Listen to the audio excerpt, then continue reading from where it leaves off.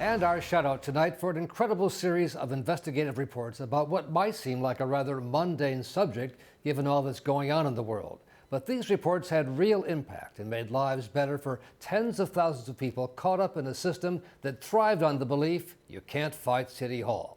But that was a call to arms for a reporter in Chicago working for the nonprofit investigative journalism group ProPublica and its Illinois bureau.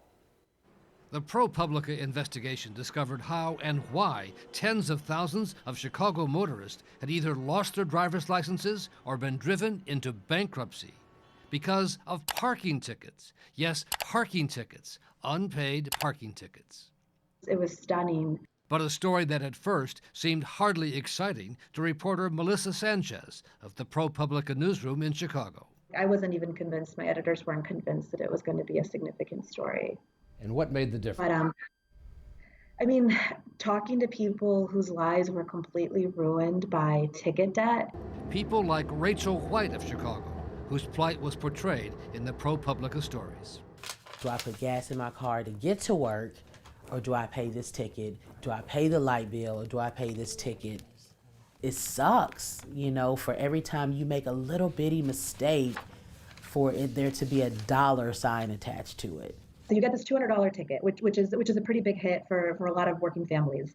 And when you don't pay it on time, it doubles. That's $400. And then after that, the city sends it to collections where there's more fees added on, and it grows to $488. In the midst of me trying to get the money to afford those tickets, they would double. So if I couldn't afford it initially, how can I afford it if it doubles?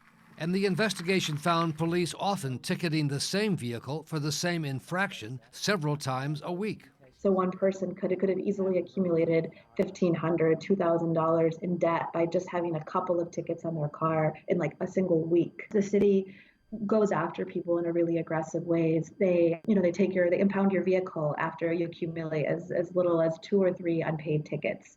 And then they take away your driver's license. And under Rahm Emanuel's administration, a few years back, the city really took that to a new level, and they suspended more driver's licenses than they had in years prior.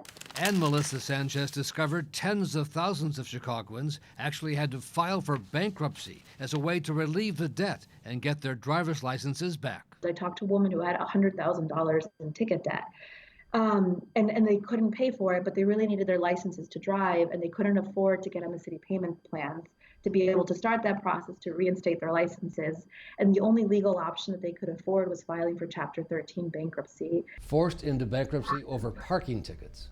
Exactly. And then, working with Chicago radio station WBEZ, ProPublica tracked tens of thousands of the tickets and discovered they were being written mostly in primarily African-American neighborhoods. And that let us say more definitively, police are issuing more tickets, a disproportionate share of tickets in the south and west sides of Chicago, where there's more low-income Black families living.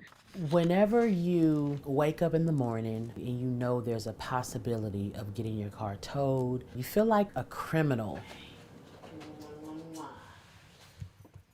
You feel like a piece of yourself is going to be gone, because yes, it's just a car, but it's my car. But it took a 1.5-year-long series of stories to get City Hall and then Mayor Rahm Emanuel to acknowledge the problem, she says.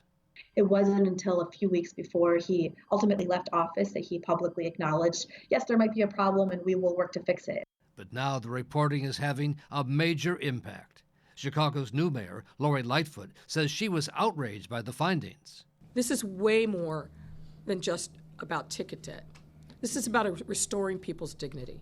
This is about being able to provide for your family. This is about giving people a real chance to get to work and keep a job.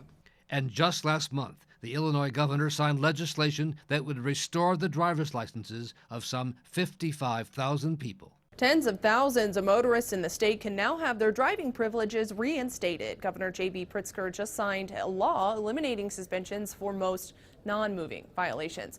It feels really good. And I hear it every day from the people who call me. I never worked on something that had this much impact. Nice to know you can fight City Hall. That's our program for tonight. We'll see you back here next week.